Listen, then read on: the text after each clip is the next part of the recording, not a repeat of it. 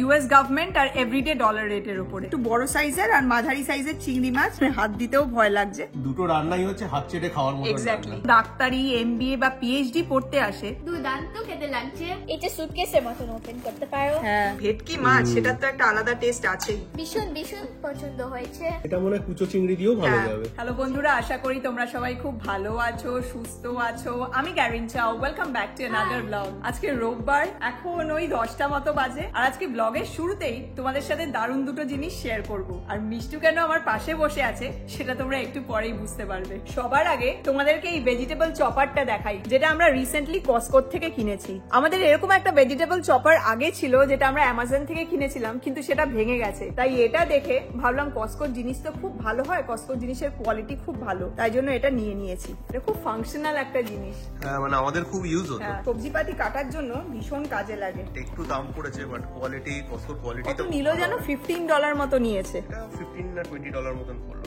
হ্যাঁ, এই যে ছবি দেওয়া আছে আর এখানে কি কি আছে সেটাও দিয়ে দিয়েছে, একটা ম্যানুয়াল টাইপের। ভেজিটেবল চপারটা বক্স থেকে বার করে পুরো অ্যাসেম্বল করে নিয়েছি, যাতে তোমাদের দেখাতে সুবিধা হয়। এটা সাইজটা খুব সুন্দর, ছোট্টর ওপরে দারুণ একটা জিনিস। এই যে দেখো, নিচে একটা কম্পার্টমেন্ট মতো আছে, এই যে এটা ট্রের মতো বেরিয়ে আসে। আর এটা খুললে পরে এই যে এটা হলো ব্লেডটা, প্রচন্ড ধার, মানে হাত দিতেও ভয় লাগছে। ব্লেডটা এখন এখানে রয়েছে, দু রকমের ব্লেড দিয়েছে। একটা এরকম সাইজের, এটাতে পুরো মিহি কেটে যাবে, আর আরেকটা হলো আরেকটু বড় সাইজের। এই যে এটার হলো এরকম সাইজ, এটা একটু বড় বড় শেপের কাটবে, আর এটা একটু ছোট সাইজের। এই ব্লেডটাকে এরকম ভাবে বসিয়ে নিয়ে, এই যে এটা যদি আমি এইদিকে করে দিই তাহলে এটা লক হয়ে গেল। তারপর সবজি পাতি যা যা, পেঁয়াজ বা তোমার লঙ্কা যাই হোক, শসা এখানে দিয়ে এরম ভাবে চাপলে পরে নিচে পড়ে যাবে কেটে, আর কাটাটা একদম মিহি মতো হবে। আর যদি তোমার আরেকটু বড় সাইজের চাই, তখন আমি এটা আবার বসিয়ে দিতে পারবো। এটা বসিয়ে এই যে আটকে গেল, তারপরে আবার চাপলে পরে হয়ে যাবে। এটার কোয়ালিটিটা খুব ভালো। হ্যাঁ, এটা স্টেনলেস স্টিলের, আমাদের আগেরটা প্লাস্টিকের ছিল। এটা প্লাস্টিকের ছিল। কসকোর জিনিস আমার খুব ভালো লাগে, বহুদিন চলে। দেখেই আমরা এটা তুলে নিয়েছি। হ্যাঁ, কসকোতে কোনো জিনিস পেলে পরে একদম চোখ বন্ধ করে নিয়ে নেওয়া যায়, খুব ভালো কোয়ালিটি। আর এই সিস্টেমটাও আমার খুব ভালো লাগলো, এই জায়গাটা। এই যে এটা করলে খুলে যাবে, তারপরে সবজি যদি এখানে আটকে যায় তাহলে এই যে এটাকে চাপতে লাগে, এই যে চাপলে পরে সবজিটা পড়ে গেল, মানে এখান থেকে বেরিয়ে আসবে যদি আটকে থাকে। খুব ফাংশনাল জিনিসটা। আর এই চপারটা পরিষ্কার করার জন্য দেখো এখানে ব্রাশ আর স্ক্র্যাপার দিয়েছে, মানে কোনো অসুবিধা হবে না পরিষ্কার করতে। দারুণ লেগেছে জিনিসটা। হ্যাঁ, আজকে যা রান্না করব সেটাতে এটা কাজে লাগবে না, কিন্তু আপকামিং কোনো একটা ব্লগে এটা কতটা ফাংশনাল সেটা আমি তোমাদের সাথে শেয়ার করব। এবার তোমাদেরকে যে জিনিসটা দেখাবো সেটা মিষ্টুর খুব পছন্দের জিনিস, ওর জন্যই এটা আমরা আনিয়েছি। আর এটা দেখাবে বলেই ও আমার পাশে বসে আছে। কি এটা? আমার নিউ স্কুল ব্যাগ। হ্যাঁ, এটা ওর নেক্সট সেশনের স্কুলের ব্যাকপ্যাক। এইটা মানে দেখার পর থেকে মাথা খারাপ করে দিয়েছে, তোর ভীষণ পছন্দ হয়েছে। তোমরা জানো যে ও পিঙ্ক কালার খুব ভালোবাসে, এটাতে পিঙ্ক পার্পল সবই আছে। এটার সাথে একটা লাঞ্চ বক্সও দিয়েছে। ব্যাগটা দেখতে খুব সুন্দর, তুই দেখাবি? আর এই ব্যাগটা কেন মিষ্টুর পছন্দ হয়েছে এবার সেটা মিষ্টু দেখা। কেন মিষ্টু? বিকজ এটা সুটকেসের মতন ওপেন করতে পারো। হ্যাঁ, ফাংশনাল ব্যাগটা খুব। এই যে দেখো, এখানে সব জিনিসপত্র রাখতে পারবে, পেন, পেন্সিল, পকেট আছে। হ্যাঁ, এখানেও রাখতে পারবে চাইলে। এইখানে আছে, এখানেও আছে, অনেক মানে স্পেস আছে প্রচুর।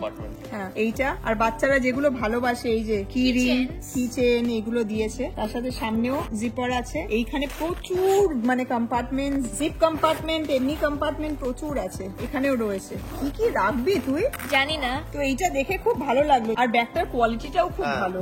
আর জিপার পুলগুলোও দেখো কি সুন্দর ডিজাইন করা। আর এই যে এটা হলো মেন কম্পার্টমেন্টটা, এটার ভেতরেও প্রচুর জায়গা। হ্যাঁ, এটার সাথে একটা এরকম ফরের পেন্সিল বক্স দিয়েছে, আবার একটা ব্রেসলেটও দিয়েছে, যেটা মিষ্টির সব থেকে বেশি পছন্দ হয়েছে। কিউট দেখতে। হ্যাঁ, এই যে খুব সুন্দর। হ্যাঁ, এই যে ভেতরটা এরকম। আর এখানেও প্রচুর কম্পার্টমেন্ট আছে। এই যে এখানে একটা আছে, হ্যাঁ এখানে দুটো আছে, আবার এখানে একটা জিপ কম্পার্টমেন্টও আছে, আবার একটা হিডেন কম্পার্টমেন্ট আছে পেছন দিকে। দেখো, এখানেও যদি কিছু রাখতে চায় তাহলে রাখতে পারবে। বেসিক্যালি টাকা পয়সা, ফোন, ওই টাকাটাতে। খুব সুন্দর হয়েছে ব্যাগটা, আমার খুব পছন্দ হয়েছে। আমারও। আর এই যে এটা হলো তোমার লাঞ্চ ব্যাগ। লাঞ্চ ব্যাগের দেখো সামনেও একটা এরকম জিপ কম্পার্টমেন্ট আছে। আর এই যে এইটা লাঞ্চ বক্সটা, ভেতরটা পুরো ইনসুলেটেড, ইনসুলেশনটা বেশ মোটা। খাবার যদি গরম অবস্থায় দিই সেটা গরমও থাকবে, ঠান্ডা অবস্থায় দিলে ঠান্ডাও থাকবে। খুব ভালো কোয়ালিটিটা। আমি এই ব্রেসলেটটা পরি। আচ্ছা, পর। দেখে এত ভালো লাগলো। আগে একটা ব্যাগ আনিয়েছিলাম, কিন্তু সেটা খুব একটা ভালো ছিল না। তারপর এটা চোখে পড়াতে মিষ্টি একবার দেখেই ওর পছন্দ হয়ে গেছে। বেশ দেখতে ভালো। সুন্দর বেশ, মানে বাচ্চারা যেরকম পছন্দ করে, দেখো ইউনিকর্ন খুব সুন্দর দেখতে, এটার সাথে ম্যাচিং করা। মিষ্টু এখন বলছে কবে স্কুল খুলবে, আমি কবে নতুন ব্যাগ নিয়ে যাব। খুব ভালো লাগছে, ভীষণ ভীষণ পছন্দ হয়েছে। এটা দেখাবে বলেই এতক্ষণ থেকে বসে রয়েছে, বলছে মাম্মা আমি নিজে দেখাবো। ভেজিটেবল চপার আর মিষ্টুর এই ব্যাকপ্যাকটা তোমাদের কেমন লাগলো কমেন্টস করে কিন্তু অবশ্যই জানিও। তো যাই হোক, আমি চটপট এগুলোকে একটু ব্যাগে ঢুকিয়ে নিই, তারপর রান্নাঘর থেকে তোমাদের সাথে আবার কথা হচ্ছে। রান্নাঘরে চলে এসেছি, আর আজকে দুপুরের জন্য বানাবো হলো খুব সিম্পল কিন্তু ভীষণ টেস্টি একটা রান্না, পুঁই চিংড়ি বাটা। এটা খুব তাড়াতাড়ি হয়ে যায় কিন্তু গরম ভাতের সাথে খেতে অসাধারণ লাগে। সেটার জন্য দেখো এখানে আমি পুঁই শাক নিয়ে নিয়েছি, ভালো করে ধুয়ে আর মোটা মোটা ডাঁটিগুলোকে কেটে বাদ দিয়ে দিয়েছি। এগুলো কচি দেখে এগুলোকে একটু কেটে নিয়েছি। আর এইখানে দেখো আমি বেশ কিছু চিংড়ি মাছ, এখানে দু রকম সাইজের চিংড়ি মাছ আছে, একটু বড় সাইজের আর মাঝারি সাইজের চিংড়ি মাছ আমি ধুয়ে ভালো করে কেটে খুব সামান্য নুন আর অল্প হলুদ দিয়ে 15 মিনিট মতো ম্যারিনেট করে রেখেছি। তো চলো এবার তাহলে রান্নাটা স্টার্ট করা যাক। সবার আগে আমি পুঁই শাকগুলোকে একটা মাইক্রোপ্রুফ বাটির মধ্যে নিয়ে নিচ্ছি। 1 চামচ নুন দিয়ে দিলাম, তার সাথে ছোট কয়েক কোয়া রসুন আর 2টো কাঁচা লঙ্কা আমি এর মধ্যে দিয়ে দিলাম। এবার এর মধ্যে আমি জল দিয়ে দিচ্ছি, বেশ অনেকটা জল এর মধ্যে আমি ঢেলে দিয়েছি। এবার এটাকে আমি মাইক্রোওয়েভের মধ্যে ঢুকিয়ে দিলাম। মাইক্রোওয়েভে দিয়ে এটাকে আমি 10 মিনিটের জন্য সিদ্ধ করে নেব। তোমরা চাইলে এই সেম প্রসেস ফলো করে পুঁই শাকটাকে গ্যাসের ওপরও সিদ্ধ করে নিতে পারো। 10 মিনিট হয়ে গেছে, এবার এটাকে আমি মাইক্রোওয়েভ থেকে বের করে নিচ্ছি। এটা দেখো সুন্দরভাবে সিদ্ধ হয়ে গেছে। সবার আগে এটাকে ধুয়ে আমি ঠান্ডা করে নেব। দেখো শাকটাকে আমি ঠান্ডা করে নিয়েছি। এবার এই মিক্সিটার মধ্যে আমি এটাকে ঢেলে দেবো। মিক্সিতে ঢেলে এটার একটা পেস্ট তৈরি করে নেব। পেস্টটা দেখো একদম রেডি হয়ে গেছে। কড়াইতে দেখো তেল দিয়ে দিয়েছি। এবার এর মধ্যে আমি অল্প কালো জিরে আর 2টো শুকনো লঙ্কা ফোড়ন দিয়ে দিলাম। শুকনো লঙ্কা দুটোকে আমি ভেঙে বীজ ফেলে নিয়েছি। ফোড়নটা দিয়ে সামান্য একটু নেড়ে চেড়ে নিয়ে এবার এর মধ্যে আমি এই রসুন কুচিটা ঢেলে দিচ্ছি। এখানে 2 কোয়া রসুন আছে। রসুনটাকে এবার আমি লাল করে ভেজে নেব। ফোড়নে এই যে রসুন কুচিটাকে ভেজে নিচ্ছি, এটাই কিন্তু এই পুঁই চিংড়ি বাটার টেস্টটাকে একটা অন্য লেভেলে নিয়ে যাবে। রসুনটা দেখো লাল হয়ে গেছে। এবার আমি একটা ছোট সাইজের পেঁয়াজের অর্ধেকটা কুচিয়ে এখানে দিয়ে দিলাম।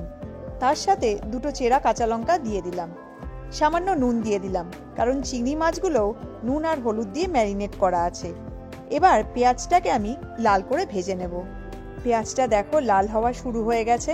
এবার আমি এই কুচনো চিংড়ি মাছগুলোকে কড়াইতে দিয়ে দিচ্ছি। এবার লো ফ্লেম করে চিংড়ি মাছগুলোকে আমি পেঁয়াজ আর রসুনের সাথে নেড়েচেড়ে মিশিয়ে নিয়ে 1 মিনিট ভেজে নেব। চিংড়িগুলোকে একটু ভেজে নিয়ে এবার আমি পেস্ট করা এই পুঁই শাকটা কড়াইতে ঢেলে দিলাম। সামান্য হলুদ গুঁড়ো দিয়ে দিলাম, আর নুন দিচ্ছি না। নুনটা পরে টেস্ট করে যদি লাগে তাহলেই দেব। এবার এই সব কিছুকে নেড়ে চেড়ে খুব ভালো করে কষাবো, যতক্ষণ না একদম শুকনো শুকনো হয়ে যায়।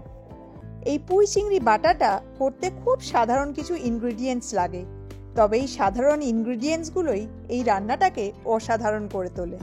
বেশ কিছুক্ষণ ধরে কষাতে কষাতে দেখো পুঁই শাকটা কমে কতটুকু হয়ে গেছে। শাক শুরুতে অনেকটা মনে হলেও রান্না করার পরে কমে কত অল্প হয়ে যায়, যেমন এখন হয়ে গেছে। যাই হোক, পুঁই চিংড়ি বাটাটা হয়ে গেছে। এবার আমি এটাকে এই বাটিতে ঢেলে নেব। এবার আমি ওপর দিয়ে সামান্য কাঁচা সর্ষের তেল এটার ওপর ঢেলে দিচ্ছি। উফ, দারুণ ভালো একটা গন্ধ বেরোচ্ছে, আমার জিভে জল চলে এলো। আজকের লাঞ্চটা এই পুঁই চিংড়ি বাটা দিয়ে পুরো জমে যাবে। ব্যাস, আমাদের পুঁই চিংড়ি বাটা একদম ডান। পুঁই চিংড়ি বাটা নিয়ে বিদ্যুৎ মিষ্টু খেতে বসে গেছে, কিন্তু তোমরা জানো যে বিদ্যুৎ চিংড়ি মাছ খায় না, তাই ওর জন্য এখানে ধনেপাতা ভেটকি বানানো হয়েছে। আজকে আর অন্য কিছু বানাইনি, কারণ এই দুটো আইটেম হলে আমাদের আর কিছুই লাগে না। সাদা ভাতের সাথে এই দুটো আইটেম একদম বেস্ট যায়, আর অন্য কিছু একদম লাগেই নেই। Exactly. মানে সাদা গরম ভাত উঠে যায় পুরো। আর মিষ্টু তো এটা পেলে পুরো পাগল হয়ে যায়, ও আর অন্য কিচ্ছু খেতে চায় না। মিষ্টু আজকে ভীষণ ভীষণ খুশি, কি তাই তো? হ্যাঁ, আচ্ছা তুই ওকে একটু দিয়ে দে, এটা খেয়ে বলুক কেমন হয়েছে। হ্যাঁ, এই যে পুঁই চিংড়ি বাটাটা আর এই যে এটা ধনেপাতা ভেটকি। বিদ্যুৎ ভাতটা মেখে দিল ওকে, দেখ কেমন লাগে তোর খেতে। দুর্দান্ত খেতে লাগছে, ভীষণ ভীষণ ভালো লাগছে। ভালো হয়েছে, আমি জানি এইটা হলে পরে মিষ্টু মানে আর কোনো কথা বলে না, আর খাবারটা অনেক তাড়াতাড়ি ওর শেষ হয়ে যায়। সবার আগে ওর শেষ হবে। এক্স্যাক্টলি, এটা খেতে ভীষণ ভালো লাগে। এটা যদি অল্প চিংড়ি দিয়ে বানাও তাহলেও খেতে ভীষণ টেস্টি হয়, কিন্তু যেহেতু আমি আর মিষ্টু দুজনেই চিংড়ি মাছ ভালোবাসি, তাই জন্য একটু বেশি পরিমাণেই চিংড়ি দিয়েছি। এটা মনে হয় কুচো চিংড়ি দিয়েও ভালো যাবে। যে কোনো চিংড়ি মাছ দিয়ে এটা খেতে ভীষণ ভালো লাগে। পুরো ভাতটাই ও এখন ওটা দিয়ে মেখে নিচ্ছে। এগুলো কিন্তু সত্যি মানে গরম ভাত হলে গেলে আর কিচ্ছু লাগে না এগুলো দিয়ে। Baba, you're missing out on super tasty food. No not really, আমার এই যে ধনেপাতা ভেটকি আছে এটাও দারুণ লাগে খেতে। বাবা কিন্তু সত্যি সুপার টেস্টি ফুড মিস করছে, ওইটা অসাধারণ খেতে লাগে। এটাও অসাধারণ খেতে এটাও লাগে। খুব ভালো লাগে নো ডাউট, বাট চিংড়ি মাছটা দারুণ লাগে। হ্যাঁ। আজকে দুটোই ভীষণ ভালো রেসিপি। আমাদের গাছের ধনেপাতা আর গাছের টমেটো, এক্স্যাক্টলি, দুটো দিয়ে বানানো ধনেপাতা ভেটকি। মাছটা তো মানে পুরো একদম ভেটকি মাছ, সেটার তো একটা আলাদা টেস্ট আছেই। মানে ফ্লেকি সাদা ধবধবে মাছ। হ্যাঁ, আর এটায় কোনো কাটা নেই কারণ আমি এটাকে ফিলে করে নিয়েছি। খেয়ে দেখি একটু। হ্যাঁ, কেমন লাগছে খেতে? মানে একদম জব্বর লাগছে, জব্বর, মানে দারুণ হয়েছে খেতে। দুটোই খেতে দুর্দান্ত লাগে। দুর্দান্ত লাগে। আজকে আর আমি এই ধনেপাতা ভেটকি রেসিপিটা শেয়ার করলাম না, বাট তোমরা যদি কেউ এই রেসিপিটা জানতে চাও তাহলে প্লিজ একটু কমেন্টস করে জানিও, আমি আপকামিং কোনো একটা ব্লগে রেসিপিটা শেয়ার করব। মিষ্টি এখন অন্য দুনিয়ায়। এটা টেস্ট করে দেখ। ভালো হয়েছে? Awesome.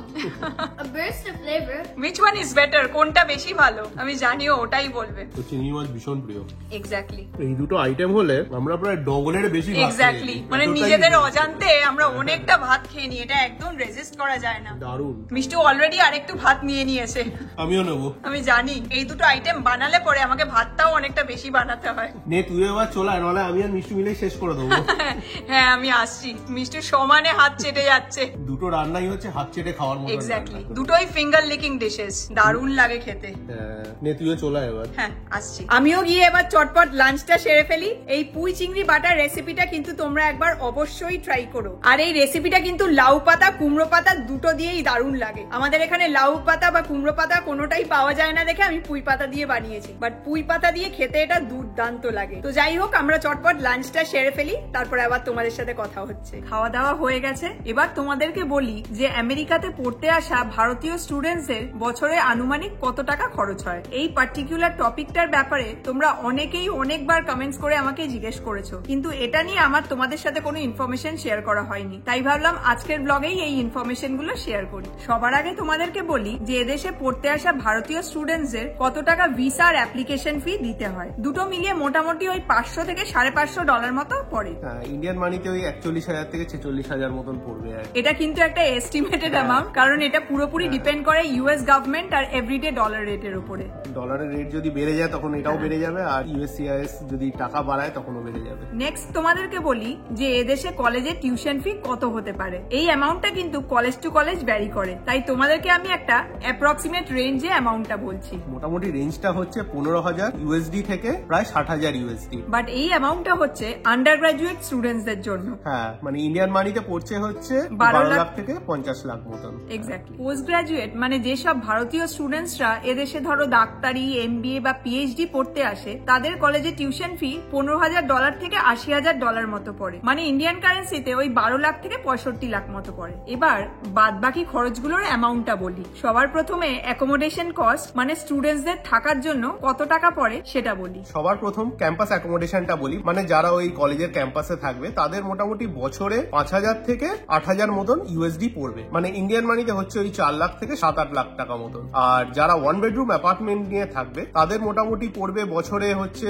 5,000 থেকে 15,000 ইউএসডি মতন, যেটা ইন্ডিয়ান মানিতে হচ্ছে ওই অ্যাপ্রক্সিমেট 4 লাখ থেকে 12 লাখ টাকা মতন। আর ইন্ডিয়ান স্টুডেন্টসদের এদেশে লিভিং এক্সপেন্সেস মানে খাওয়া দাওয়া, টুকটাক কেনাকাটা, সেটা বছরে $10,000 থেকে $20,000 মতো পড়ে, মানে ইন্ডিয়ান কারেন্সিতে 8 লাখ থেকে 16 লাখ টাকা মতো পড়ে। আর হেলথ ইন্স্যুরেন্স, যেটা ছাড়া এদেশে সার্ভাইভ করা লিটারালি ইম্পসিবল, স্টুডেন্টসদের ক্ষেত্রে মাসে হেলথ ইন্স্যুরেন্স তোমার ওই $30 থেকে $200 মতো পড়ে, মানে ইন্ডিয়ান মানিতে ওই 2,500 থেকে 16,000 টাকা মতন। আর ফাইনালি স্টুডেন্টসদের ট্রান্সপোর্টেশন কস্ট মানে মাসে যাতায়াতের জন্য ওই অ্যাপ্রক্সিমেট $100 থেকে $200 মতো পড়বে, মানে 8,000 থেকে 16,000 টাকা মতন। এক্স্যাক্টলি। তো এই ছিল আমেরিকাতে পড়তে আসা ভারতীয় স্টুডেন্টসদের আনুমানিক একটা খরচের তালিকা। আশা করি তোমরা যারা ইন্ডিয়ার থেকে এদেশে পড়তে আসার কথা ভাবছো তাদের জন্য এই ইনফরমেশন গুলো হেল্পফুল হবে। আজকের ব্লগটা তাহলে এখন আমরা এখানেই শেষ করছি। তোমরা কিন্তু কমেন্টস করে অবশ্যই জানিও যে আজকের ব্লগটা তোমাদের কেমন লাগলো, আর যদি ভালো লাগে তাহলে প্লিজ একটা লাইক করো। যারা এখনো সাবস্ক্রাইব করোনি প্লিজ সাবস্ক্রাইব করে দিও। আর তোমরা যে যেখান থেকে ব্লগগুলো দেখো, ফেসবুক হোক বা ইউটিউব, তোমাদের যদি ব্লগগুলো ভালো লাগে তাহলে প্লিজ একটু শেয়ার করো। তোমাদের সাথে খুব শিগগিরই দেখা হবে নতুন একটা ব্লগ নিয়ে।